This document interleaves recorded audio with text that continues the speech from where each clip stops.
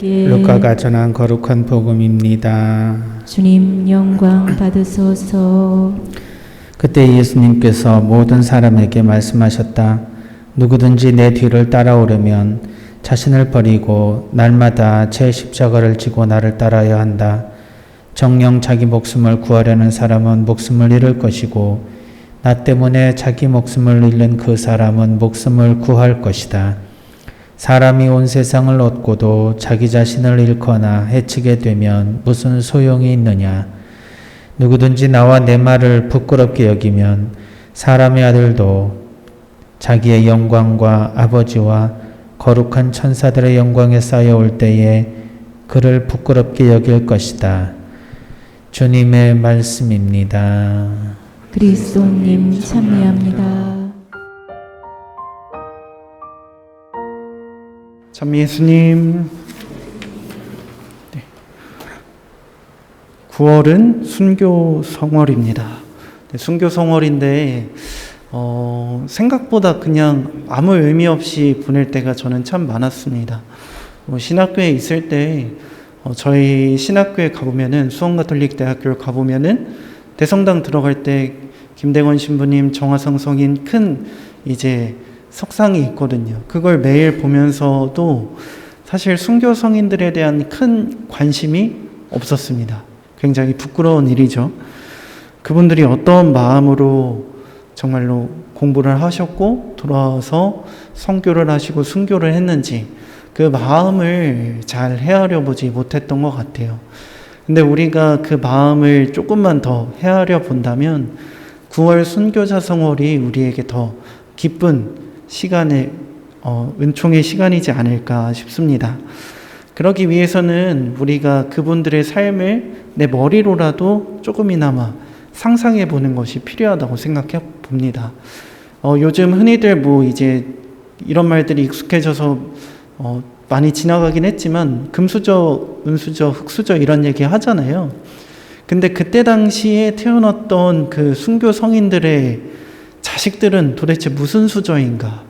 그 신앙 수저라고 할 수는 있겠는데 그게 과연 그 사람들에게 얼마나 정말 불행한 일이었을까라는 것을 인간적인 관점에서 한번 생각을 해봤어요.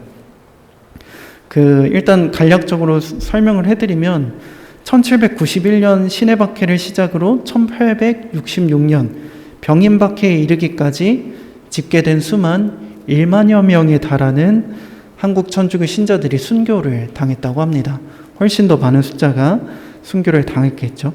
근데 이 커다란 숫자 앞에 우리는 어떠한 감정도 느끼기 힘들 때가 많습니다. 우리가 이 숫자 앞에, 이 숫자 안에 담겨져 있는 순교 성인들의 정신을 느끼고 또 기억하기 위해서는 그들 한 명 한 명의 삶을 아주 짧게나마라도 생각해 보는 것이 필요해 보입니다. 만약 내가 그리고 여러분이 박해를 피해 산골짜기로 달아난 마을에서 태어났다고 생각을 해봅시다.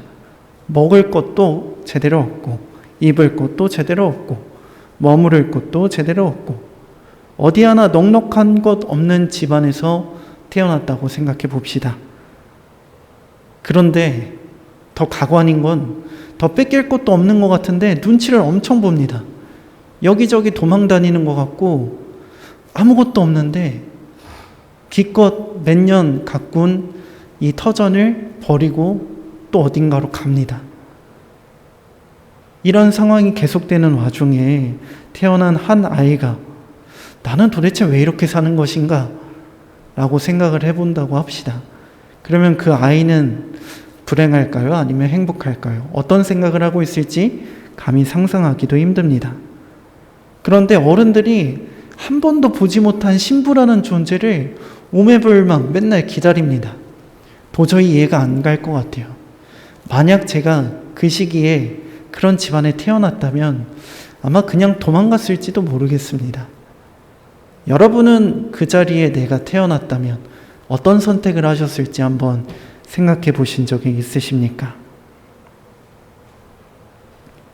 그런데 우연의 결과로 어쩔 수 없이 신앙을 가진 것처럼 거기서 태어난 것처럼 보이는 많은 이들이 신앙을 선택하고 순교를 선택합니다.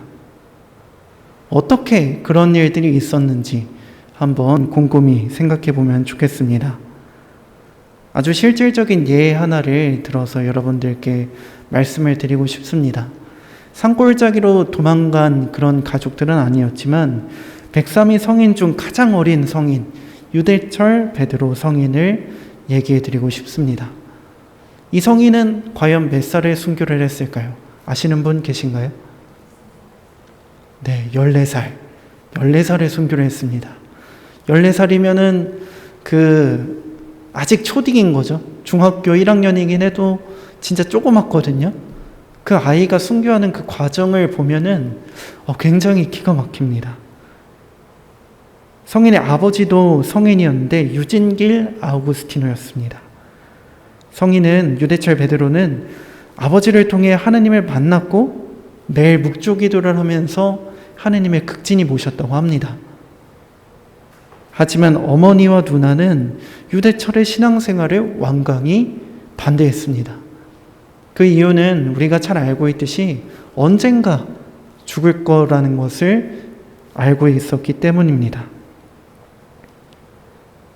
유대철 베드로는 어머니와 누나의 만류에도 불구하고 나는 기도하는 게 좋다. 제발 허락해달라.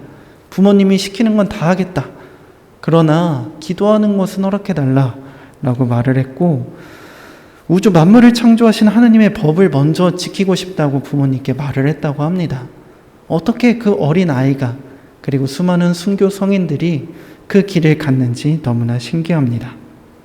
결국 1839년 기해박해 때 아버지 유진길 성인이 가혹한 형벌을 받았고 끝까지 비밀을 엄수하게 됩니다.